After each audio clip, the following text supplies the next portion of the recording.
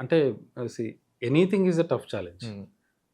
ఇప్పుడున్న సినారియో ప్రకారము 'ముత్తయ్య' లాంటి ఫిల్మ్స్ ఆహ్, వర్కౌట్ చేయడానికి కూడా చాలా టఫెస్ట్ టాస్క్. హ్మ్. అంటే ఆహ్, అట్లాగే as it is next theatrical film చేయాలన్నా కూడా వెరీ టఫ్ జాబ్ అది. సో, దానికి కావాల్సిన గ్రౌండ్ వర్క్ అనేది మోస్ట్‌లీ మనం ఆ హార్డ్ వర్క్ అయితే ఎక్కడ మనం అందులో డైల్యూషన్స్ అట్లాంటివి ఏమి ఉండవు. ఆహ్, సో, అందులో చాలా హార్డ్ వర్క్ చేస్తూనే ఉన్నాను. ఎక్స్‌ప్లోర్ చేస్తూనే ఉన్నాను. ఆహ్, ఇప్పటివరకు ఇప్పుడు రాసిన కథలు విల్ డెఫినైట్‌లీ మేక్ సంథింగ్ అనే ఒక స్ట్రాంగ్ కాన్ఫిడెన్స్ అయితే ఉందన్నమాట. Okay. So, I believe in stories. Ah, ah, ఆ కథలే డెఫినిట్‌గా it will take us to the places. And థియేట్రికల్‌గా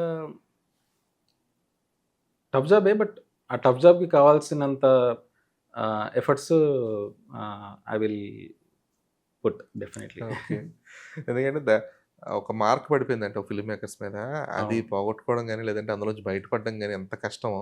అవును. అవును. అంటే there are an number of film makers who are still అవును. స్ట్రగ్లింగ్ అనమాట. అవును. ఇప్పుడు సడెన్‌గా ఎవరైనా ఒక పాపులర్ ఫిల్మ్ మేకర్ వచ్చి అంటే it is not like they can't do.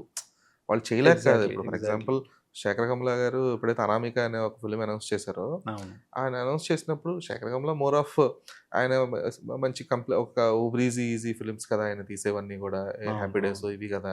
ఈయనకెందుకు ఈ 'కహానియా' రీమేక్ హ్మ్. 'కహాని' అవును. ఈయనకెందుకు అవును. 'కహాని' రీమేక్ అని చెప్పేసి ఒక భిన్నమైన వెర్షన్స్ వినపడ్డాయి. అవును. అవును. కట్ చేస్తే ఆయన కమర్షియల్‌గా ఎంతవరకు దాన్ని వైబులైజ్ చేసాడో పక్కన పెట్టగలిగితే, ఒక ఫిల్మ్ మేకర్‌గా హీ ప్రూవ్డ్ హిమ్సెల్ఫ్. ఒక 'నయనతార' లాంటి యాహ్! కాస్టింగ్‌ని పెట్టుకొని, అవును. ఎందుకంటే అవును. ఆయన ఎప్పుడు గూడా మోస్ట్‌లీ అంతా గూడా కొత్తోళ్ళతో ప్రశాంతంగా క్యారివాన్ లేని షూట్ స్పేస్‌లో ఆయన ఒక అవును. ఇంటర్వ్యూలో చెప్తారు.